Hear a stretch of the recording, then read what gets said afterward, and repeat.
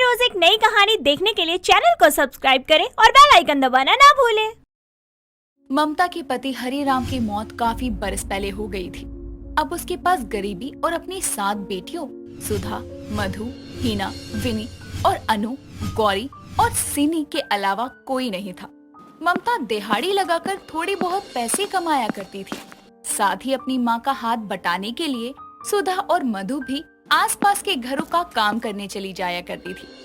ऐसे ही सावन का महीना चल रहा था और हरियाली तीज का त्योहार आता है और ममता अपनी बेटियों को आवाज देती है। सुधा, मधु, हीना, गौरी, विनी, सिनी, अनु, कहाँ हो सब? यहाँ आओ। जी माँ, आ रहे हैं। हाँ जी माँ, कहिए। अरे बेटा, कहना क्या है मेरी राजकुमारियों, सावन का महीना चल रहा है और आज हरियाली तीज है, तो मैं तुम सबको कुछ देना चाहती हूँ। क्या माँ? रुको, अभी देती हूँ। इतना कहकर ममता अपनी 7 बेटियों को हरे रंग की कांच की 4-4 चूड़ियाँ और 10-10 रुपए देती है। ये देख सभी खुश हो जाती हैं और एक साथ कहती हैं, शुक्रिया माँ। अरे सदा खुश रहो मेरी राजकुमारियों। बेटा, तुम लोगों के लिए अच्छे नए कपड़े या कोई फल मिठाई तो नहीं ला सकती हूँ। मेरे पास बस ये 10-10 रुपए ही हैं, जो मैं काफी समय से तुम लोगों के लिए बचा रही थी, तो तुम इसी में अपनी तीज मना लो बेटा। माँ, कैसी बातें करती हो? आपका आशीर्वाद ही हमारे लिए सब कुछ है और ये हरे कांच की चूड़ियाँ और ये 10 रुपए ना, इसका तो कोई मोल ही नहीं है। जी माँ, हम खुश हैं कि हम सब एक साथ हैं और बड़े घर में कमरे और जगह के साथ साथ दिलों में एक दूसरे के लिए दूरियां भी ज्यादा होती हैं। हाँ माँ, मधु दीदी सही कह रही है। आपने दिन रात एक करके मेहनत की है, खुद भूखा रहकर हम 7 बहनों का पेट भरा है। हाँ माँ, सुधा और मधु दीदी जैसे घर चलाने में आपका हाथ बटाती है ना, देखना ऐसे ही एक दिन मैं भी आपकी मदद करूँगी। अरे अकेले तुम क्यों? मैं भी करूँगी माँ की मदद। और माँ देखना, एक दिन मैं अपनी कमाई से आपको एक नई साड़ी ला कर दूंगी, बिल्कुल वैसी जैसे पिताजी ला कर दिया करते थे। अरे मेरी बेटियां तो बहुत सयानी हो गई। चलो अब दादी अम्मा जैसी बातें करना बंद करो और जल्दी से जाकर तीज के मजे लो। मुखिया जी ने गांव की सभी बेटियों के लिए पेड़ों पर झूले डलवाए हैं, जाओ जाकर झूला झूल लो। ममता की बात सुनकर उसकी 7 बेटियों के चेहरे पर एक बड़ी सी चमचमाती मुस्कान आती है और सभी जल्दी से घर के बाहर झूला झूलने और खाना पीने के लिए चली जाती है। यूं ही वक्त गुजरता है और एक शाम जब ममता काम से घर आती है तो अपनी 7 बेटियों को एक साथ बैठकर हंसी ठिठोली करते हुए देखकर मन में कहती है, हे भगवान, मेरे घर में आंगन में खेल रही मेरी छोटी छोटी गुड़िया कितनी जल्दी जवान हो गई, कुछ पता ही नहीं चला। सुधा और मधु की तो शादी की उम्र भी हो गई, हीना और विनी भी जवान हो रही हैं, अनु, सिनी और गौरी भी जल्दी इनके बराबर हो जाएंगी। कैसे करूँ अपनी बेटियों के हाथ पीले? ममता ये सब सोच ही रही थी कि तभी मधु उसे आवाज देते हुए कहती है, माँ खाना बना दिया है, आ जाओ जल्दी से। आपकी पसंद का दाल भात बनाया है आज। मधु की आवाज सुनकर ममता एकदम से अपनी सोच से बाहर आती है और हाथ मुंह धोकर खाने के लिए बैठ जाती है। यूं ही वक्त का पहिया घूमता है और एक रोज ममता अपनी सभी बेटियों के साथ बाजार में कुछ सब्जियां ले रही थी। तभी एक मानिक नाम के आदमी की नजर ममता और उसकी बेटियों पर जाती है। मानिक लड़कियों की तस्करी का काम किया करता था। तभी वो अपने पास में खड़े एक सब्जी वाले से कहता है, ओए सुन, ये औरत कौन है और ये लड़कियाँ? अरे ये तो ममता बहन है, यहीं रहती है पास में। बेचारी पर हालात और किस्मत की बुरी मार पड़ी है। 7 बेटियां पैदा करने के बाद बाप चल बसा। बेचारी घर चलाने के लिए दिहाड़ी लगाती है। बेटियां भी माँ का हाथ बटाने के लिए आसपास काम कर लेती हैं। भली है और गुणी है सभी। ये बात है। शादी नहीं हुई किसी की? अरे नहीं भाई, अपने खाने के दाने नहीं जुटा पाती अच्छे से तो शादी कहाँ कर पाएगी। चल ठीक है, जानकारी के लिए शुक्रिया भाई। ममता और उसके परिवार की जानकारी लेकर मानिक वहाँ से चला जाता है, जिसके बाद वो ममता को अपने जाल में फंसाने के लिए एक योजना तैयार करता है और एक दिन वो ममता से मिलने के लिए उसके घर आता है और कहता है, जी नमस्कार। नमस्कार भाई साहब, कौन है आप? जी मेरा नाम भोला है, मैं यहाँ आपकी मदद के लिए आया हूँ। मुझ गरीब माँ की क्या मदद करने आए हो तुम? देखिए माँ जी, आपके साथ जो भी हुआ मुझे सब कुछ पता है। किस तरह से आपकी 7 बेटियों के सर से पिता का साया उठ गया, आप विधवा हो गयी और आपको किस तरह की परेशानियों का सामना करना पड़ा। मैं सब कुछ जानता हूँ। पर भाई तुम मेरी मदद करना क्यों चाहते हो? देखिए माँ जी, मैं एक परिवार नाम की संस्था में कार्य करता हूँ। हमारी संस्था आप जैसी गरीब माओ की उनकी बेटियों की शादी करने में मदद करती है। मानिक ऐसे ही झूठी बातें करके भोली भाली ममता को अपनी बातों के जाल में फंसाता है, जिसके बाद ममता अपनी सभी बेटियों को मानिक से मिलवाती है। कुछ समय बाद मानिक वहाँ से चला जाता है। तभी सुधा कहती है, माँ आपको नहीं लगता हमें ऐसे इंसान पर भरोसा नहीं करना चाहिए? हम उसे जानते भी नहीं है। हाँ माँ, दीदी सही कह रही है। न जाने कौन है, कहाँ से आया है। बेटी, बातों से तो भला ही मालूम पड़ रहा था, और फिर आज तक कोई हमारी मदद के लिए नहीं आया। अब जब आया तो ना क्यों कहना। वैसे भी बेटा, तेरे बाबा की तरह मेरे जीवन का भी क्या पता कब साथ छोड़ दे। कम से कम इस अनजान के सहारे ही सही तुम्हारे हाथ तो पीले हो जाएंगे। यूं ही दिन गुजरते हैं और मानिक तरह तरह के रिश्ते और लड़कों की तस्वीरें लेकर ममता को दिखाया करता, जिनमें से ममता सुधा, हिना और मधु के लिए रिश्ता चुनती है और रिश्ता पक्का कर देती है। और मानिक उन लड़कों को लेकर ममता के घर आता है और कहता है, ममता बहन जी, अब आप अपनी बेटियों को जो भी शगुन देना है वो देकर विदा कर दो। मैं उन्हें अपने साथ संस्था ले जाऊंगा, जहां धूमधाम से उनकी शादी होगी। ये लो कुछ पैसे और संस्था का पता। अब तुम भी हमारे साथ चलो और अपनी आंखों के आगे अपनी बेटियों की शादी होते देखना। हाँ हाँ भाई, तुम तो भगवान बनकर आए हो मुझ गरीब माँ के जीवन में। मेरी 7 बेटियों में से 3 का आज घर बसने जा रहा है। पागल बुढ़िया, भगवान नहीं शैतान हूँ। तेरी बेटियों का सौदा करके मोटी कमाई हासिल करूँगा। ये सब सोचकर मानिक सुधा, मधु और हिना को वहाँ से ले जाने लगता है। तभी विनी और अनु वहाँ पर पुलिस के साथ आती है। इंस्पेक्टर को देखकर मानिक की हवा खुश्क हो जाती है। जैसे ही मानिक वहाँ से भागने को होता है, तभी इंस्पेक्टर उसे पकड़कर हथकड़ी लगा देता है और सारी सच्चाई ममता को बताता है। जिसके बाद पुलिस वहाँ से चली जाती है और मधु कहती है, माँ माफ करना, पर पहले दिन से ही हमें इस आदमी पर शक था, इसलिए हम इसकी छानबीन करने में लगे थे और हमें पता चला कि ये लड़कियों की तस्करी करता है। हम तुरंत पुलिस लेकर आ गए। माँ माना कि हम गरीब माँ की 7 बेटियाँ हैं, पर दुनिया जमाने की परख हम सब में भी है। हाँ माँ, और माँ तुम चिंता क्यों करती हो? हम इतनी भी गई गुजरी नहीं है कि हमसे कोई बिहाई न करे। हम सब मिलकर कुछ न कुछ जरूर कर लेंगे। हम सबको एक दूसरे का सहारा चाहिए, ना कि किसी का एहसान चाहिए। हाँ बेटा, मैं भी ना जाने कैसे उस आदमी की बातों में आकर तुम सबकी जिंदगी बर्बाद करने चली थी। मेरी बच्चियों, हम सब मिलकर एक दूसरे की ताकत बनेंगे और अपने दम पर अपनी गरीबी से जीत हासिल करेंगे। ऐसे ही वक्त गुजरता जाता है और मधु, हिना, सुधा काम की तलाश में शहर जाती हैं, जहां तीनों बहनों को एक रेस्टोरेंट में खाना बनाने और सर्व करने का काम मिल जाता है। कुछ वक्त काम करने और पैसा कमाने के बाद ममता और उसकी 7 बेटियां मिलकर अपना खुद का ढाबा खोलती हैं और तरक्की हासिल करती हैं। एक शाम हेमलता अपनी छोटी बहू डॉली के साथ बैठकर चाय पी रही होती है। तभी उसकी बड़ी बहू मेहका फोन पर बातें करते हुए वहाँ आती है। क्या यार, तू भी ना कभी फ्री नहीं होती। अच्छा समझ गई, बाद में बात करती हूँ। इतना कहकर वो कॉल कट कर देती है और उसकी नजर अपनी सास और देवरानी पर जाती है, जो उसे घूर रही होती है। तभी मेहका कहती है, वो सासू माँ, मैं अपनी सहेली से बात कर रही थी। बहू तो झाड़ू है क्या? कैसी बात कर रही हो सासू माँ? माना मेरी हाइट थोड़ी ज्यादा है, पर मैं झाड़ू तो नहीं दिखती। अरे तो बिना बात के सफाई क्यों दे रही है? मैंने तो कुछ पूछा ही नहीं। सासू माँ देखिए ना, लगता है जेठानी जी को आपसे कुछ ज्यादा ही डर लगता है। ऐसा तो कुछ नहीं है देवरानी जी। सासू माँ कोई हिटलर है क्या जो मैं उनसे डरूंगी?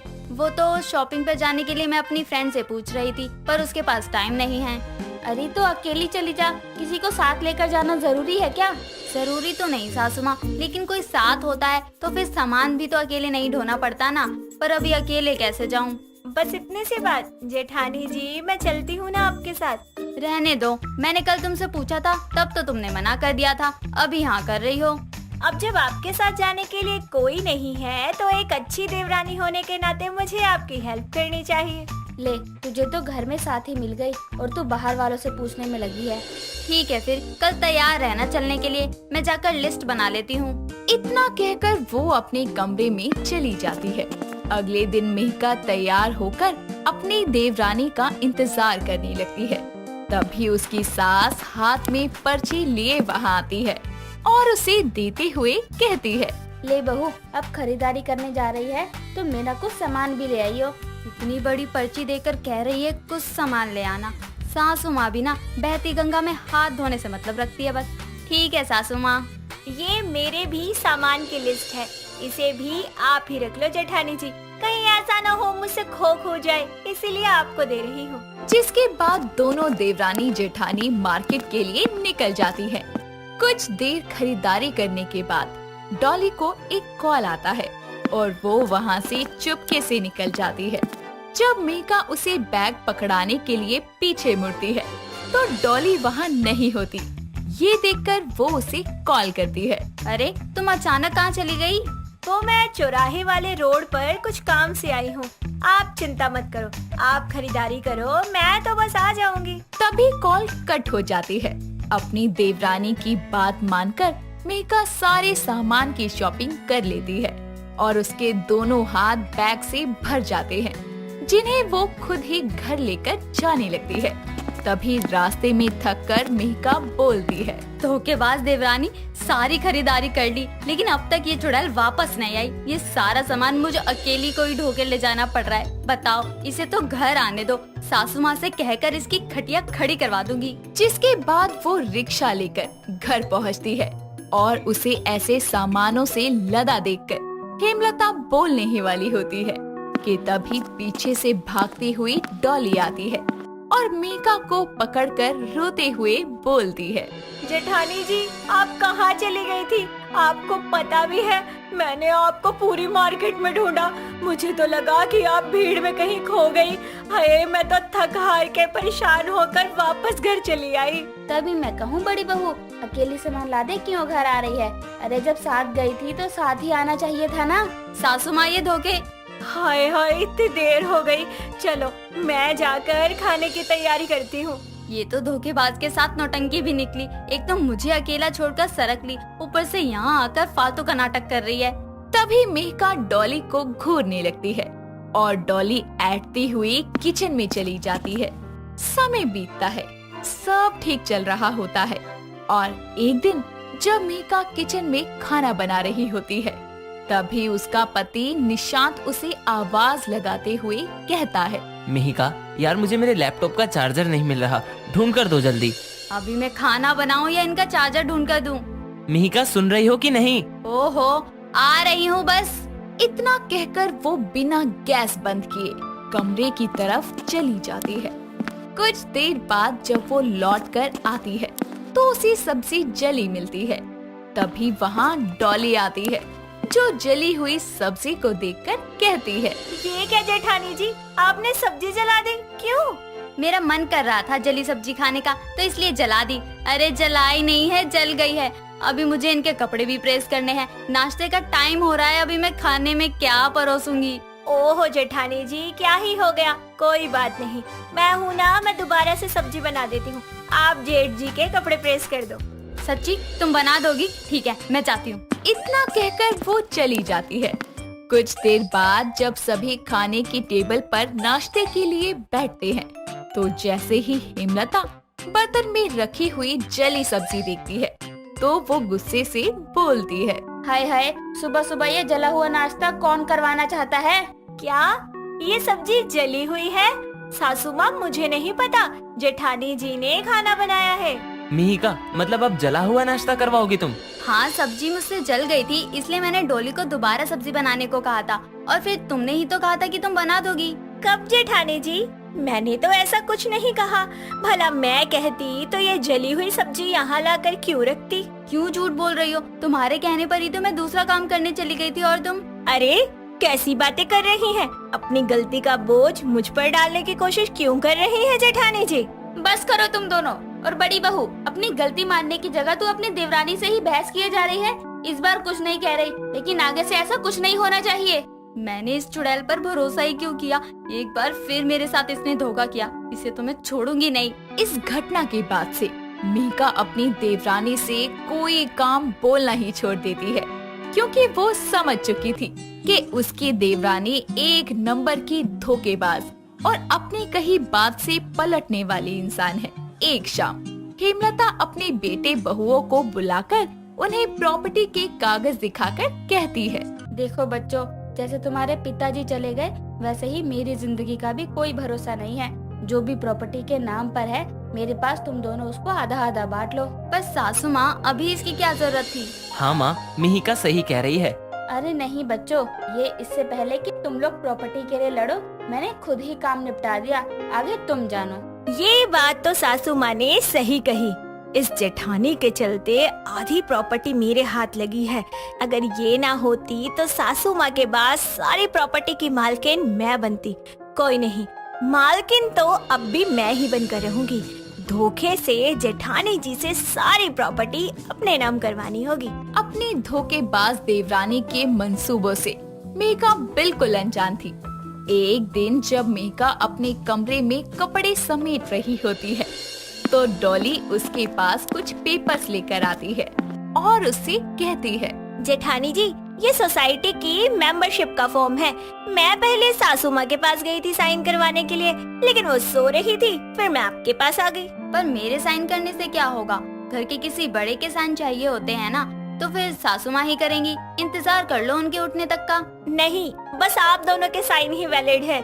कर दीजिए ना, मुझे इसे देकर भी आना है। ठीक है, लाओ।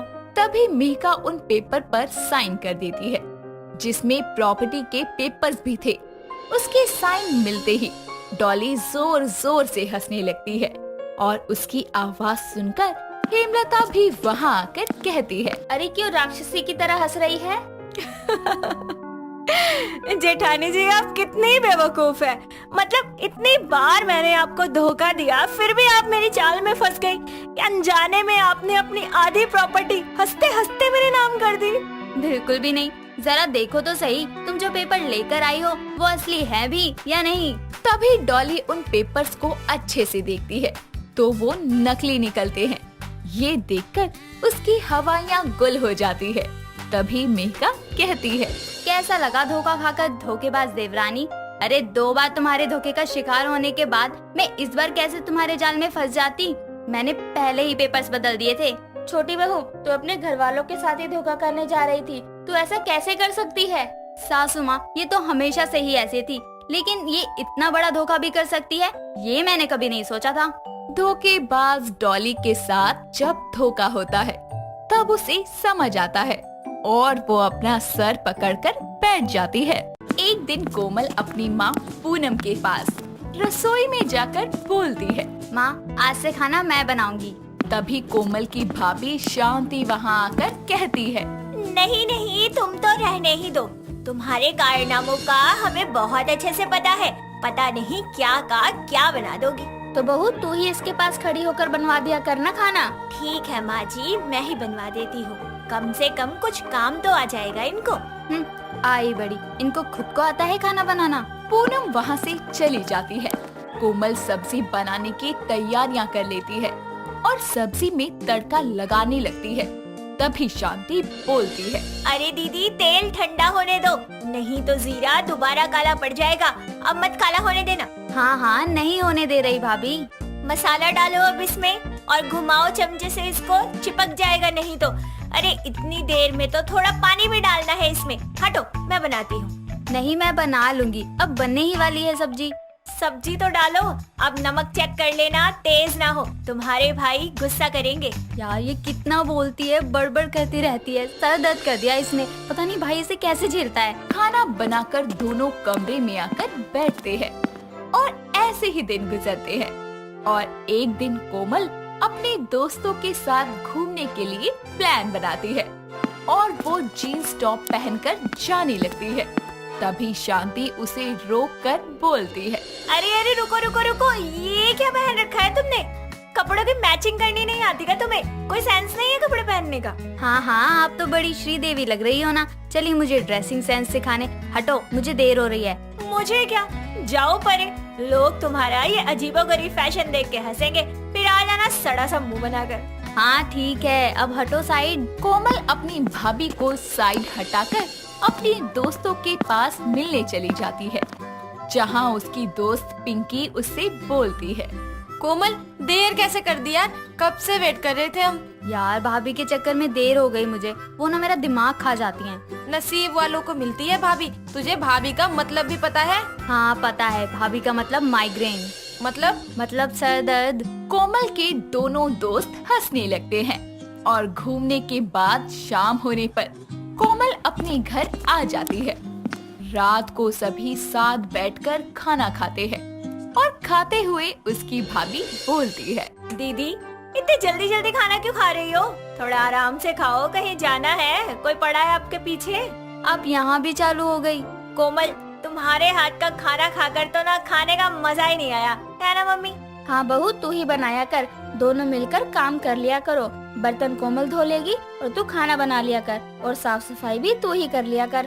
ठीक है माँ जी, मैं ही बना दूंगी सब्जी अब। अच्छी बात है, खुद ही बना लेंगी। मेरे पास खड़ी खड़ी सर दर्द करती रहती है, वैसे भी बर्तन साफ करने का काम ही ठीक है। खाना खाकर सब अपने कमरे में सोने चले जाते हैं और सुबह होते ही रोज 8 बजे शांति अपने कमरे में गाने चलाकर एक्सरसाइज करती और जोर जोर से चल रहे गानों की आवाज कोमल के कमरे में भी जाती है और उसकी नींद खराब होने लगती है।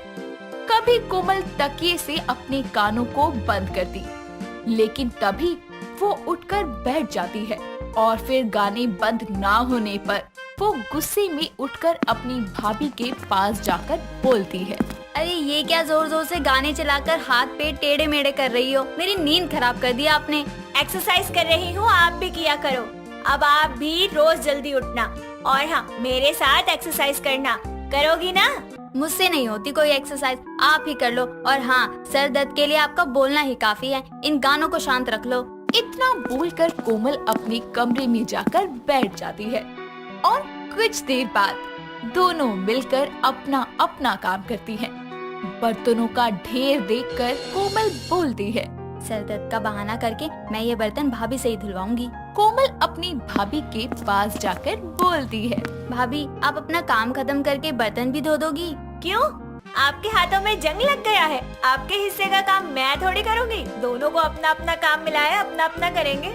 भाभी कर दो ना, मेरा सर दर्द हो रहा है। अच्छा ये बात है, चलो तुम आराम करो, मैं कर देती हूँ बर्तन साफ। शांति बर्तन धोने जाती है और जोर जोर से बर्तनों को बजाते हुए उन्हें साफ कर करके रखती है। बर्तनों की आवाज उसकी ननद के कमरे तक जाती है, जिसके कारण उसके सर में सच में दर्द होने लगता है और वो गुस्से में बाहर आकर अपनी भाभी से बोलती है। भाभी, तुमने तो मेरे सर में दर्द कर दिया। नाम शांति है आपका, लेकिन अशांति फैलाए रखती हो घर में। तुम्हारा ना बस नाम ही कोमल है, तुम कहीं से कोमल नहीं हो। वाणी तो तुम्हारी ऐसी है जैसे मुंह से बम बरस रहे हो। आपके तो मुंह लगना ही बेकार है। कोमल वहाँ से चली जाती है और कुछ दिनों बाद शांति अपनी सास से बोलती है। माँ जी, कोमल बड़ी हो चुकी है, हमें इसकी शादी कर देनी चाहिए। मेरे मामा का लड़का है, आप कहो तो बात चलाएं। हाँ बहू, मैं भी सोच रही थी कि कोई अच्छा लड़का मिल जाए तो कोमल की शादी कर दूं। मेरे सर से भी बोझ हट जाएगा।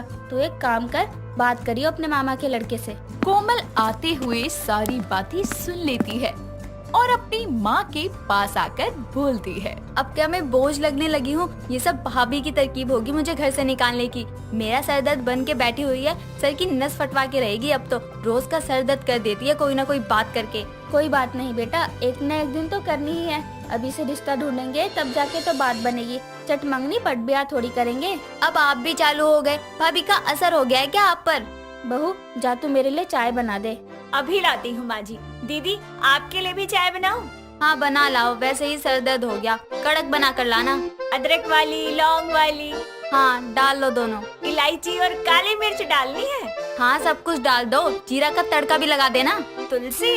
वैसे तुलसी की चाय अच्छी होती है। ओ भाभी, अब जाओगी भी या मेरे सर पर रख के चाय बनाओगी? मेरा बस चले तो तुम्हारे सर पर ही बना दूं, तुम गर्म ही इतनी रहती हो। कोमल कुछ बोलती उससे पहले ही शांति चाय बनाने चली जाती है। चाय बनाकर कोमल और पूनम को चाय पकड़ा देती है। समय बीतता है और एक दिन कोमल बड़बड़ाते हुए बोलती है। अगर मैं घर पर रही ना तो ये भाभी और सर दर्द कर देगी। मैं ना पिंकी के घर ही चली जाती हूँ। कोमल पिंकी के घर चली जाती है और उसके घर की डोरबेल बजाती है। तभी पिंकी उसे देखकर बोलती है। कोमल, तू यहाँ कैसे? अरे वाह, आज तो बड़े बड़े लोग हमारे घर आए हैं। क्यों, नहीं आ सकती क्या? नहीं नहीं, बस ऐसे ही। सब ठीक तो है ना? तेरा थोबड़ा क्यों बना हुआ है? कुछ नहीं यार, मेरी भाभी ने सर दर्द कर रखा है यार। रिश्ता लेकर आई है अपने मामा के लड़के का। मैंने तो मना कर दिया, भैया बिल्कुल नहीं। तुम जिस घर से आ रही हो ना, मुझे वहाँ बिल्कुल पैर नहीं रखना। यार मुंह ही बंद नहीं रखती अपना, हमेशा बोलती रहती है, जोर जोर से गाने चलाकर एक्सरसाइज करती है, रातों की नींद दिन का चैन सब छीन रखा है। पहले तो मैं ड्रामे करती थी कि सर दर्द हो रहा है, पर अब तो सच में ही सर दर्द होने लगता है उनकी बातों से। अच्छा, और बताना, और क्या क्या करती है तेरी भाभी? अरे यार देर हो जाएगी, घर भी जाना है। बातें तो हम बाद में भी करते रहेंगे। चल अब मैं चलती हूँ। ठीक है, चल बाय। कोमल अपनी दोस्त के घर से अपने घर आ जाती है और अपने कमरे में सर पकड़कर बैठी होती है। तभी उसकी भाभी उसके कमरे में आकर पूछती है। क्या हुआ दीदी, आपने सर क्यों पकड़ा हुआ है? भाभी मुझे थोड़ी शांति चाहिए। मैं हूँ तो, मुझे बताओ। आप तो सर दर्द हो। क्या हुआ, क्या बोल रहे हो? कुछ नहीं, सर दर्द हो रहा है। सिर में दर्द हो रहा है आपके? आपकी वजह से ही हो रहा है। क्या हुआ, क्या बड़बड़ाए जा रही हो? लगता है तुम्हारी तबीयत ठीक नहीं है। रुको, मैं सर दबा देती हूँ, इधर बैठो। गोली ही दे दो, सर दबाना तो रहने ही दो आप। अरे गोली को मारो, गोली इधर आओ। शांति कोमल के पैरों को दबाती है। तभी कोमल बोलती है। भाभी ये क्या कर रही हो, सर में दर्द है। हाँ मुझे पता है। तो आप मेरे घुटने क्यों दबा रही हो? आपका दिमाग घुटनों में है ना, इसलिए। क्या मजाक कर रही हो भाभी, मेरे सर में दर्द है। सर दबाना है तो दबाओ, वरना अपने कमरे में जाओ। शांति कोमल का सर दबाते हुए बोलती है। मेरा बस चले तो गला दबा दो। अच्छा मुझे ये बताओ कि अगर मैं नहीं होती तो तुम्हारा सर कौन दबाता?